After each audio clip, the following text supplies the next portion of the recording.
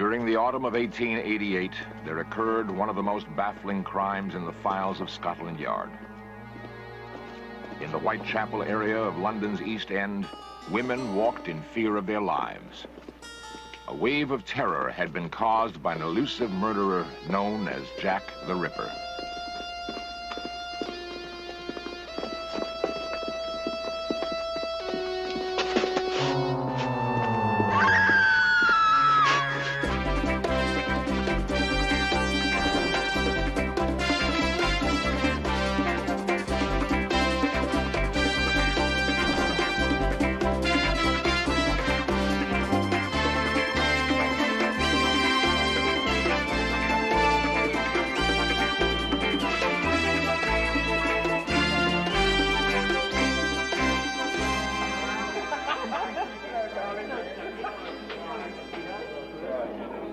Incredibly, Jack the Ripper always did his work near potential witnesses, and even the police themselves.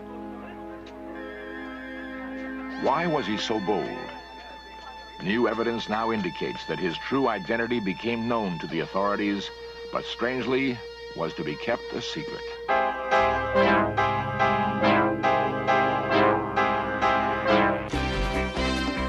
This series presents information based in part on theory and conjecture. The producer's purpose is to suggest some possible explanations, but not necessarily the only ones, to the mysteries we will examine. London, the center of the Victorian Empire, on whose colonies the sun never set. The home of kings and queens, of magnificent monuments that only 1,000 years of royalty could build. But it was also a city of cruel paradoxes. No one knows how many vagrants wandered the East End streets attempting to eke out an existence. Jack London called them the people of the abyss, poor, miserable human beings clinging to the garbage heap of life. Against this backdrop would be played one of the most provocative unsolved crimes of the 19th century. Investigations continue to this day, with growing evidence that while Jack the Ripper's victims were from England's lowest class, his deeds directly affected many of the most powerful people in the land. The press claimed that the killer threatened all of London. In fact, he prowled only within a 1.5 square mile area. 8 days after killing Mary Nichols, he began stalking again. Less than 10 minutes walk from the first murder site, Annie Chapman would become his second victim.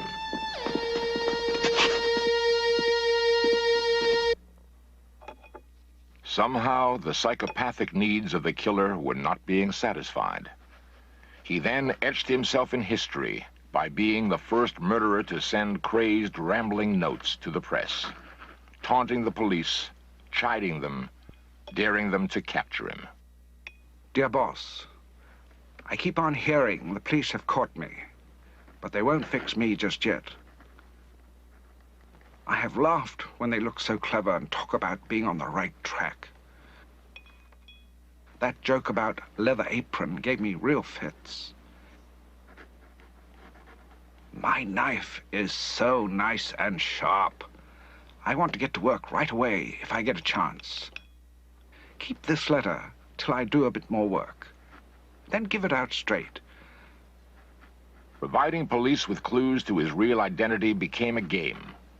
He began giving all too accurate predictions of his next plans, and finally, he invented a name for himself: Jack the Ripper.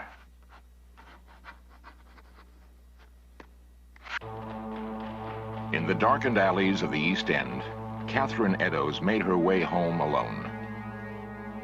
She was not particularly afraid now. Nothing had been heard from the killer in over 3 weeks.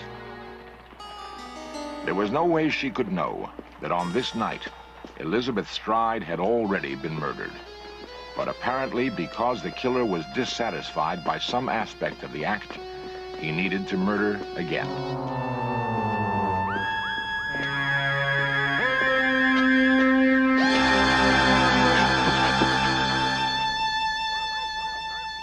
Another example of the way his disturbed mind was working. he began arranging the few meager possessions of his victims in weird patterns at their feet. Was he, in some way, attempting to hint at his real identity? Stephen Knight authored a book on the historic murders.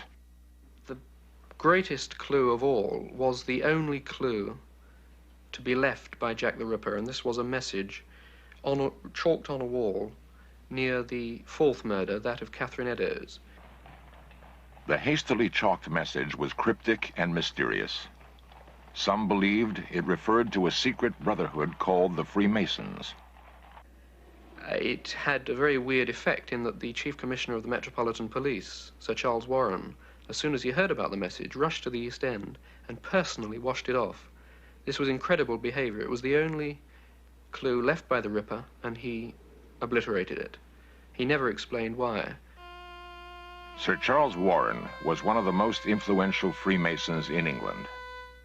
Was there some Masonic clue in the message that motivated Sir Charles, who was also the police commissioner, to erase it? Did his own Masonic membership force him to do this?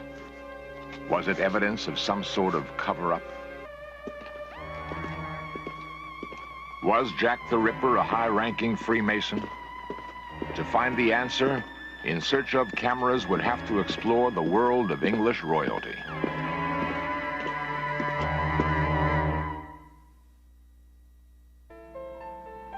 The Whitechapel of today has changed in many ways since Jack the Ripper's murder spree in the fall of 1888. Street names have been altered, many of the old buildings demolished, and most of the murder sites have disappeared.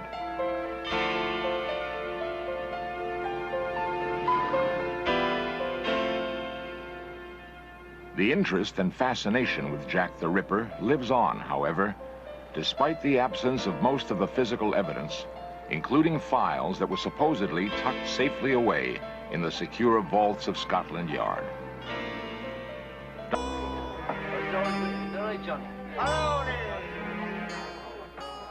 How could the murders have been committed within potential view and earshot of so many people?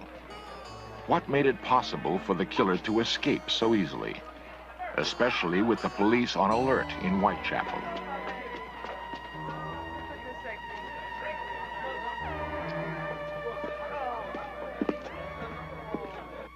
If it had been a person, a man, for instance, or a woman from that part of London, a working-class person who lived in those overcrowded conditions, there's really little chance that he would have got away with it. A man roaming the streets covered in blood, going into a common lodging house, would have been seen by his fellow people. It would have been spotted by his own kind. If you think of it as being a middle-class person, then essentially you're up against the same problems, because the middle-class person would either have come from Whitechapel or the environs, or have come outside Whitechapel and would needed transport. They would have had to hire a hackney carriage, and a hackney carriage would have had a driver who would have seen a man covered in blood running away from the East End in a hurry. So we felt it was more than likely to be a moneyed person, an aristocrat, fairly high up in some sort of government, who had this ability to remain anonymous, this ability to run away in a hurry.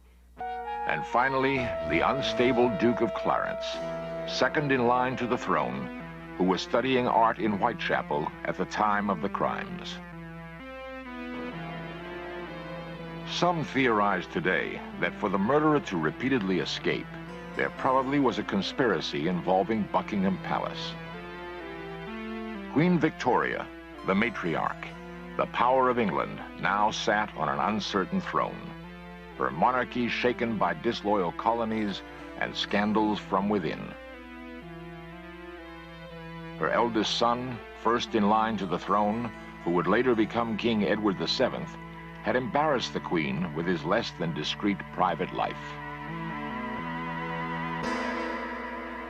And his son, the Duke of Clarence, was rumored to be going slowly insane as a result of syphilis, contracted when he was 16. Some thought one more family scandal would be the last necessary ingredient to bring down the entire empire. Further evidence supporting the royal family involvement. Sir William Gull, the personal physician to the Duke of Clarence, was seen rushing along the Whitechapel streets on nights that many of the murders occurred. Why was the good doctor in the rough East End late at night? The police questioned nearly everyone, but they were actually searching the area for a well-spoken man of medium build, fair complexion, between 20 and 40. Interestingly enough, the Duke matched that description nearly perfectly. Was it possible that a man second in line to the throne of England could have been one of the most brutal murderers in history? Reports indicated that Jack the Ripper invariably wore a deerstalker cap and cape on the nights he encountered and later murdered his victims. Attire easily obtainable by the Duke, since he was a proficient hunter on his father's reserves. Of all the suspects, he was the only Freemason. But the most potent evidence against the Duke did not come to light until nearly a century after the 5 killings. Sir William Gull, the royal physician to the Duke, maintained a detailed medical history and a diary of his patient's entire life.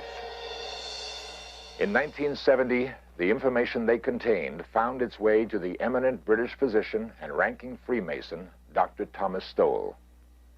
Although bound by an oath of secrecy, Dr. Stowell charged in a magazine called The Criminologist and during a BBC interview that the Duke of Clarence was indeed Jack the Ripper. Strangely enough, 7 days later he recanted in the London Times, and within a week, he was dead. 2 days later, his son reported that the family had burned all the doctor's files in the Jack the Ripper case. The only real evidence that linked the Duke of Clarence to the crimes had been destroyed. The Duke of Clarence died 4 years after the Whitechapel murders. These years spent in medical confinement. No public reason for his death was ever given.